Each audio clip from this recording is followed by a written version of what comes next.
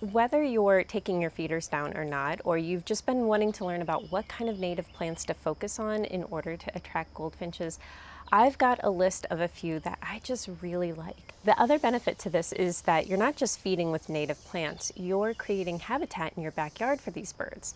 With a lot of plants, for goldfinches especially, they rely on them not just for seed, but for down to line their nest. And some plants attract aphids, which I know are kind of a pain, but it's one insect that goldfinches really do eat. What's really incredible is discovering this deep resource connection in your yard too, and it makes for some really great photos. Before I start listing some of these plants out, you do want to look for natives specific to your region. What I have here is a somewhat common list, but it's not going to be a fit for everyone. One of the best resources you can use is the Audubon's Plants for Birds tool, which I have a whole video about that, but it's pretty easy to figure out. The first plant on my list is cup plant. There are so many things to love about this plant. It's really sturdy, and the way it grows, the leaves form this little cup, which means it also has this nice water reservoir on occasion. Aside from goldfinches, cup plant and other native composite flowers will attract cardinals and indigo buntings as well. Next on my list is purple coneflower, and this is a great one for landscapes too. Source your plants from reputable nurseries. And again, that Audubon Plant for Birds tools, that can really help because that'll help you find nurseries as well. Or look for local native plant events or plant swap groups in your area. Common sunflower is another really fun addition, and when I lived in Kansas, it grew everywhere. And it not only attracts goldfinches, this is a great plant for tufted titmice. It attracts cardinals, buntings, and chickadees as well. It does grow pretty tall, and in fact, a lot of these options I'll talk about do too. So just keep that in mind, and maybe put your taller plants in your backyard so the neighbors don't get upset. Another great thing about common sunflower is just that it's not just a nice bird opportunity, but if you have enough of it, it can make really pretty photos, like summer and fall photos as well. Pokeweed is one of my favorites. It's not people safe, and if you have dogs, I would actually avoid this plant altogether. But if you are dog-free, this is an excellent choice for goldfinches and many other birds. It's a great food source in the late summer, and it even provides for migrating birds as well. Thistles are not particularly loved plants when it comes to people's yards. I've made the mistake of even trying to pull a young budding one out in the middle of the yard. I didn't know what it was, and surprise, you learn really quickly. But thistles are extremely important plants for goldfinches. Not only do they provide seed, but goldfinches use the fluffy down for their nests. In fact, their whole nesting cycle is in line with thistle and milkweed plants.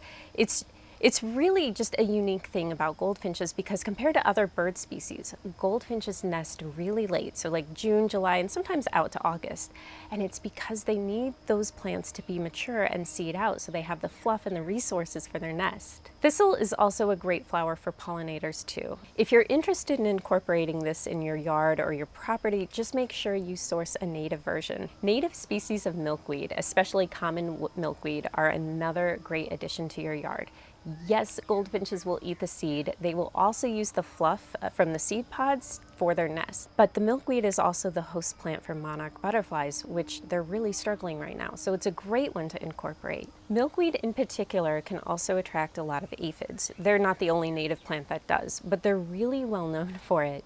But like I mentioned earlier, goldfinches, while they're mainly seed-eating birds, they actually will eat aphids too, and it's pretty cool to watch. Next, don't skip out on native grasses.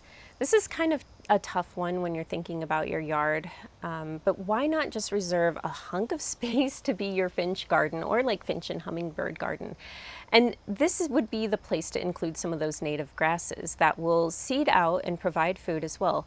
Another important part about grasses, these native grasses anyway, is that they help support the other native plants, structurally, that is. I don't want to give out direct grasses to use because this is a situation especially where it's best to look look at your region and find the most appropriate types. American hazelnut is another great plant to consider, and it's not just because it provides food, but this shrub helps provide cover from predators, shade in the heat, and perching spots. So it's not just about finding flowers that make birdseed, it's about finding plants that will support the bird in its entire life cycle. Also, American hazelnut is edible, which is a bonus.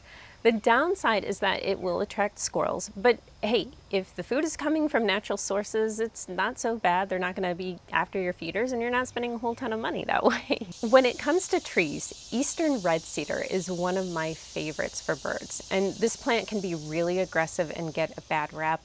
But it is a native evergreen tree, and its fruit ripens in the late fall and winter, providing a much needed food resource when there's just not a lot of other food available. Because eastern red cedar is a native evergreen, you have cover, full cover all winter long. So the birds can eat the berries, which aren't actually berries, they're really cones, but they can eat that. They can hide from predators. They can get a little bit of shelter from the wind and roost.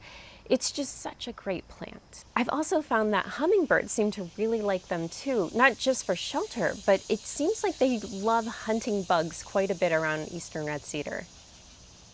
American sycamores are another really important tree for goldfinches. In January, if you're out walking and you see a sycamore tree, look up and look at those little seed balls. You may just find a goldfinch hanging on them and feasting away, and it is so fun to watch that. So this is another great addition, especially if you're thinking about planting trees in your yard. Plus, it's another perching spot for them as well.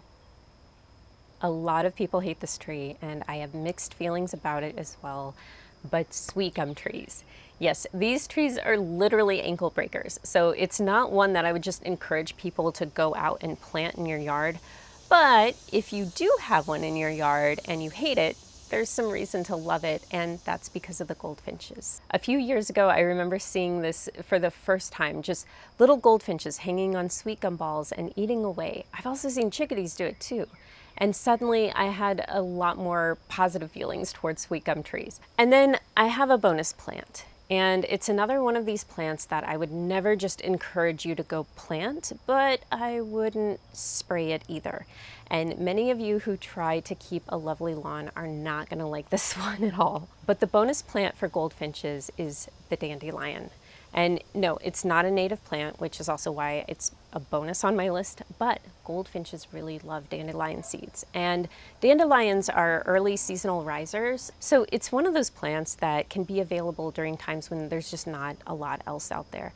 It's also helpful for pollinators too during the early spring months. When it comes to planting for goldfinches, just take it year by year and keep looking out for them too. It's so easy to miss them.